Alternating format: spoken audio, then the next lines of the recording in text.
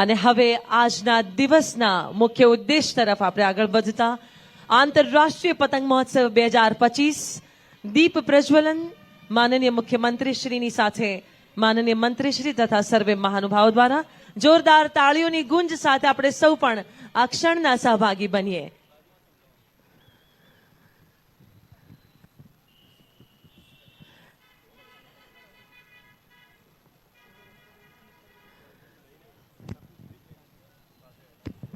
આંતરરાષ્ટ્રીય પતંગ મહોત્સવ 2025 જેને ખુલ્લું મૂકવા માટે સરહદે વિનંતી કરીએ। આ ત્રિરંગાના રંગોના બલૂન્સ અને આ પતંગને આકાશમાં ખુલ્લા મૂકીને આજે આંતરરાષ્ટ્રીય પતંગ મહોત્સવ જેનો શુભારંભ કરાવશે માનનીય મુખ્યમંત્રી શ્રી સાથે માનનીય પ્રવાસન મંત્રી શ્રી તથા સર્વે મહાનુભાવો। એક આહલાદક અને રોમાંચક ક્ષણ સમસ્ત ગુજરાત રાજ્ય માટે અને વિશ્વમાં બધે જ વસતા ગુજરાતીઓ માટે। આપણી ઉત્સવ પ્રિયતા એ આપણા ગુણો છે। સમગ્ર વિશ્વમાં આપણે આપણી ઉત્સવ પ્રિયતાથી ઓળખાઈએ છીએ ત્યારે આ ભવ્ય ઉદ્ઘાટન અહીંયા થઈ ચૂક્યું છે આંતરરાષ્ટ્રીય પતંગ મહોત્સવનું। અમદાવાદના આ આકાશમાં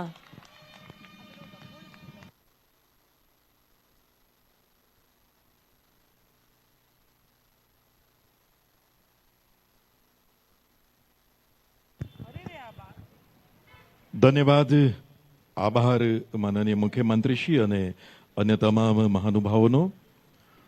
અને હવે ઉર્જા અને ઉલ્લાસથી સભર અને વિકસિત ભારત બનાવવાના સંકલ્પમાં ગુજરાતનું મહત્તમ યોગદાન રહે એ દિશામાં કર્તવ્યબદ્ધ માનનીય મુખ્યમંત્રી શ્રી ભૂપેન્દ્રભાઈ પટેલને આ અવસરે સાદર વિનંતી કરીશું એમના પ્રેરક ઉદ્બોધન માટે। માનનીય મુખ્યમંત્રી શ્રી ભૂપેન્દ્રભાઈ પટેલ।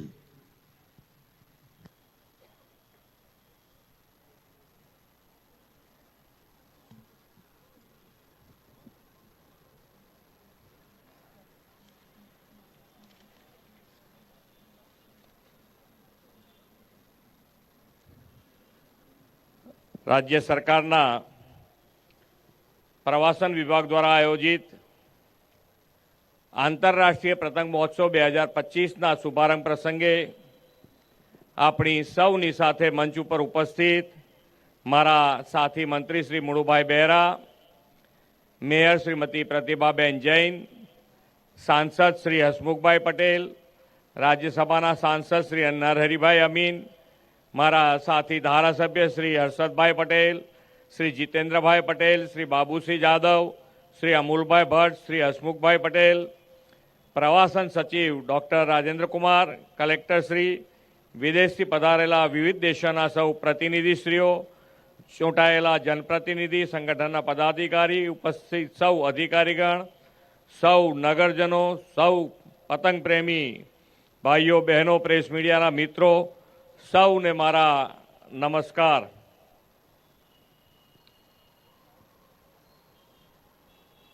बे दिवस पछी आवता उत्तरायण अने मकर संक्रांतिना पर्वनी सौने खूब खूब शुभेच्छाओं पाठवुं छुं। पतंगना उमंग उत्सवने विश्व नेता अने वडाप्रधान श्री नरेन्द्रभाई मोदीए ऊर्ध्वगतिनो उत्सव कह्यो छे। नवी ऊंचाईओ पार करवानो अने सूर्यनारायणना तेज समा झळहळવાનો आ पतंग उत्सव छे। गुजरात ने तो आपने आंबे एवा विकासना अनेक नवा बेंचमार्क पाछला अढ़ी दायकामां मोदी साहेबना नेतृत्वमां पार कर्या छे। एक विजनरी नेतृत्व जो राज्य अने देशने मळे तो केवो मोटो बदलाव आवी शके ते आदरणीय मोदी साहेबे सौने बताव्युं छे। पतंगनुं पर्व उत्तरायण तो वर्षोथी आपणे त्यां उजवाय छे, पण जे कोईने ना सूझे ते मोदी साहेबने सूझे छे। તેમણે ઉત્તરાયણના તહેવારને આંતરરાષ્ટ્રીય પતંગ મહોત્સવ તરીકે વિશ્વભરમાં ખ્યાતિ અપાવી,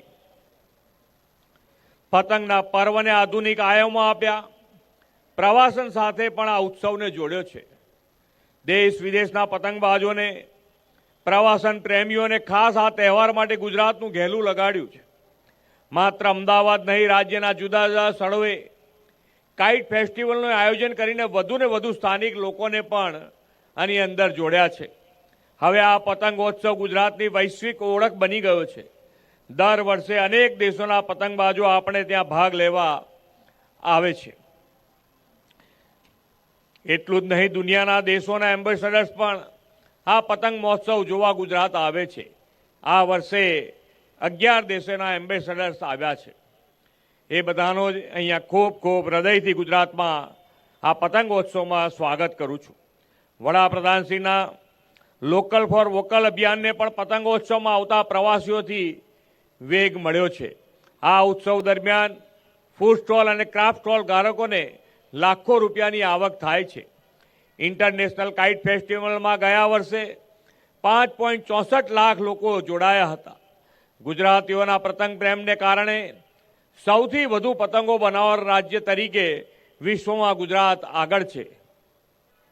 Ahmedabad, Nadiad, Khambhat, Surat kite manufacturing hub બન્યા છે. મોદી સાહેબે પતંગોત્સવના આ મંચ પરથી કહ્યું હતું કે આવનાર વર્ષોમાં ગુજરાતનો પતંગ ઉદ્યોગ 500 કરોડ રૂપિયાના આંબી જશે. તેમનું વિઝન જુઓ. આજે ગુજરાતનો આ પતંગ ઉદ્યોગ રૂપિયા 700 કરોડને પાર કરી ગયો છે અને દેશના પતંગ માર્કેટમાં 65% હિસ્સો ગુજરાત ધરાવે છે. પતંગો માત્ર લોકલ માર્કેટમાં જ નહીં, અન્ય રાજ્ય દેશોમાં પણ પહોંચ્યા છે. ગુજરાતમાંથી દર વર્ષે પતંગો અમેરિકા, યુકે, કેનેડા, મધ્ય પૂર્વી એશિયા દેશોમાં એક્સપોર્ટ પણ થયા છે. ગુજરાત સમગ્ર ભારતમાં પતંગોનું ઉત્પાદન કરતું મોટું રાજ્ય છે અને અમદાવાદ અને સુરતમાં તેના સૌથી વધુ કારીગરો કામ કરી રહ્યા છે. કાઇટ ઇન્ડસ્ટ્રીઝ તરીકે પણ આ પતંગોત્સવ લાખો લોકોને રોજગારી પૂરી પાડે છે. અત્યારે તો પતંગો 3D પ્રિન્ટિંગ સાથે સામાજિક સંદેશો અને બ્રાન્ડની જાહેરાત કરવાનું માધ્યમ પણ બન્યા છે. પતંગોત્સવ મનોરંજનની સાથે સામાજિક સાંસ્કૃતિક ભાવના અને સમરસતાને પ્રબળ બનાવે છે. આ ઉત્તરાયણ ઉત્સવ દાન, ધર્મનું અને સૂર્યનારાયણની ઉપાસનાનું પર્વ છે. દાન મહિમાની પરંપરાની સાથે ઉજવાતા આ પર્વમાં પર્યાવરણ પ્રત્યેની સંવેદના પણ સમાયેલી છે. જીવ માત્રની સુરક્ષા માટે સંવેદના દર્શાવીને સુરક્ષિત રીતે આ પતંગોત્સવ આપણે ઉજવીએ, પતંગ ઉડાડવામાં કાળજી રાખીએ. 2047માં ભારતને વિકસિત રાષ્ટ્ર બનાવવાની વડાપ્રધાનશ્રીની નેમ છે. એ નેમને સાકાર કરવા ગુજરાતના વિકાસ પતંગને પર્યાવરણ અને પ્રકૃતિ સાથે તાલમેલ સાધીને વિકાસ વિશ્વમાં ઊંચી ઉડાન ભરાવીએ. ફરી એકવાર ઉત્તરાયણ મકર સંક્રાંતિ પર્વનો સૌ ગુજરાતીઓને ખૂબ ખૂબ શુભેચ્છાઓ પાઠવી વિરમું છું. ભારત માતા કી જય. વંદે માતરમ. જય જય ગરવી ગુજરાત.